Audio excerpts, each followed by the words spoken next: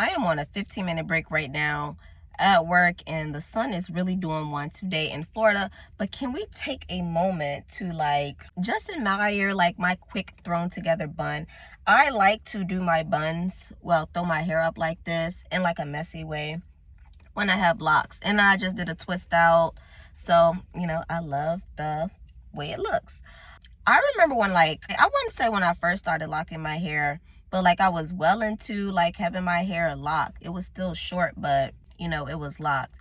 And there's somebody that I consider a friend, and this is a female. And I remember her saying to me, I don't know, locks to me just always just look dirty. And I that felt strange to me to hear, because well, it can't even really be strange, because once upon a time, I just thought locks were nasty. And this is when I was a kid. I was judgmental. I didn't think women should have locks. But my aunt, she had grew locks, and her hair is past her butt now. And as I matured and started to take this spiritual walk, I just wanted to lock my hair. I wanted to cut all of my hair off, and I wanted to lock my hair. I wanted to trust the process. And I did it. And that was, for me, that was really confidence building and character building, for me to take away something that women view as our beauty, which is our hair. I took all of that away and did my hair the way that I wanted to do it. And I love my hair. But just growing up and dealing with other females, and I've been dealing with females for a really long time. I'm 35 now. There's always been a cattiness. And it's not with, I really don't have any issues with other races. It's mainly dealing with Black women, because of course it's when you have a target on your back in the Black community if you have this skin color. In the workplace, for example, let's say I have a Black male boss. He's gonna, if he's attracted to me, he's gonna do things that are possibly inappropriate. Or it could be a coworker, but whatever it is you just have a target on your back, in my opinion, when you're Black. But as Black women, there's just always been a tiff between us, and I just never understood what it was. For me, it started in my family, being attacked by the women in my family. It was clear I was being treated differently. They didn't fuck with something about me. I just didn't know what it was. Now I know what it is, but back then I didn't. But as I went through school, I was quiet. I wanted to be friends with everybody. Even now, I have so much energy. I have so much love to give. So when I grew up, when I was living in the hood, I guess you can say, I didn't have issues over there. We were all kids. We all got along, whatever. I wasn't getting into fights or anything over there. But when I moved into the county, and I'm starting to deal with different, I guess these are different type of Blacks. I don't know what the hell it was, but I started getting picked on more. Middle school was absolutely hell for me, for whatever reason, because I didn't dress like those girls. I didn't talk like those girls. I didn't want to hang in those groups. They were already having sex in middle school. That was just something that I didn't even really know what that was. I recall learning about it in family life, but it's something that made me uncomfortable. I felt I was too young to even have any dealings with that. But the girls that were faster, they would pick on me. Then I moved to high school, and I should mention that that in middle school, that's when my self-esteem started to decline, because I went from a place of never having to deal with bullying or being picked on by Black women, Black girls, to now I'm in an environment where this is something that happens. And moving on to high school, there was this one girl in particular, Jesselyn. I think it's Jesselyn. Okay, the high school that I went to, I really wouldn't know any of those kids because of the middle school, the way our districts are set up. So I really wouldn't know most of those kids. I would know the kids that I went to elementary school with, but I'm not really going to know a lot of those kids from middle school. And in high school, a lot of those kids, they all went to the same middle school. But there was this girl, Jesselyn. I never talked to this girl. I've never said a word to her because I don't know her. I didn't know her.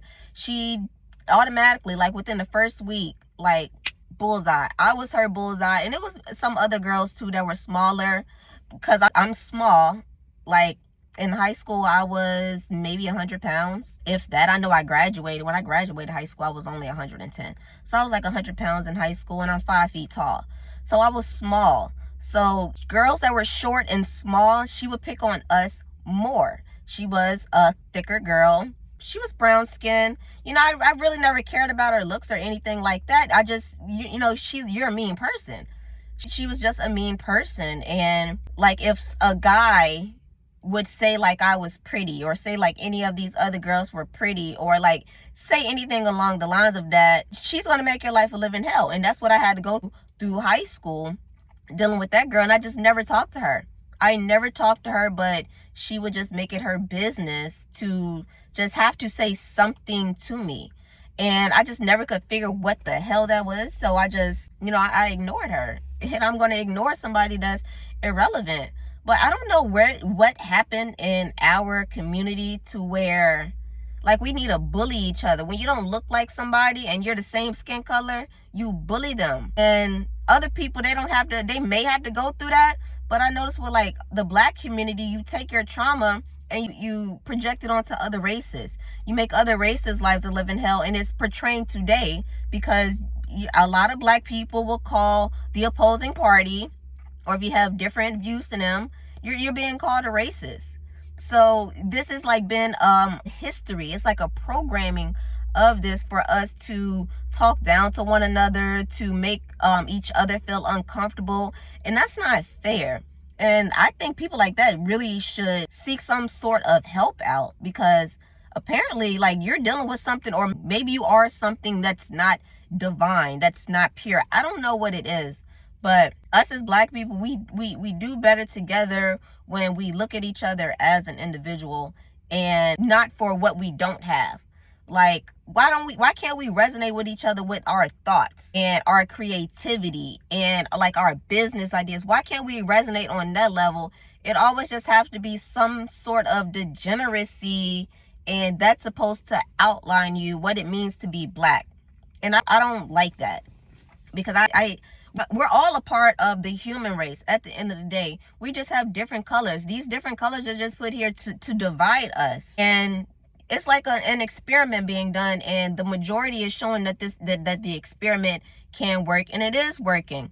For whatever reason, the Black community, I guess, whatever force to see that our mental health is more weakened, because you got to think, throughout the years, they've been telling us that these things have been happening to our ancestors. So if you keep hearing like these negative things have happened to you, you're going to believe it.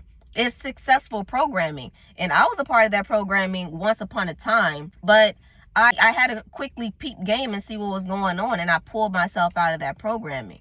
A lot of people today are still stuck within that programming. And as far as like women go, what I think is like this angry Black woman, I guess it's a stereotype. I think somebody just like took that and ran with it and just like labeled it. I don't think this was something that's been going on. But you have to think, like, since we've been so indoctrinated, we've been told these things about our ancestors, maybe once upon a time, like, they started like getting angry at these things because you're constantly being told this.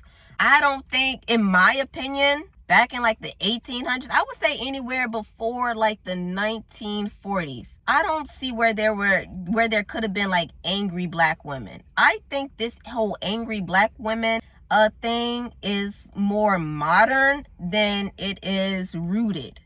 I think like when the welfare system and all of that, and Lyndon B. Johnson, what he created, I think that's when the angry Black woman picture came about, because you know you're taking away, you're breaking up the family. So if a woman feels empowered and she feels like she can get money, she can take care of her family without a guy, then she's going to start becoming more unruly. And I think that's when the angry Black woman stereotype came into play. I don't think that is really a thing of today. I think women use that as an excuse to become unhinged. And I think men use it as a way to attack a woman, to, you know, make her, it's like a derogatory word. That's what I'm looking for. It's like you're insinuating that you want to offend them. And you know good and damn well that not all Black women are angry. And this is why I believe that that's programmed, and it's a earlier programming. It's not rooted in us, because women have, our women in our families have been holding down the unit, married in a household as a family. I'm gonna go off of my ancestry. The women have always been there. There's always been a two-parent household, you know, whether if it was the biological parents or if it was step parents, whatever. So I, in my belief, that, you know, this shit is all new. And as long as black women continue to lash out and not have control over themselves and believe that, you know, they are angry or just have to have like a rebuttal, then that stereotype is going to continue on. And we're in 2025 and we're still allowing these titles to be tacked on to us. When in history are we going to stop it? And this is what we're trying to do right now. But, you know, there's still a group of people that just want to hold on to that ideology and just not let it go. And y'all are keeping us stuck.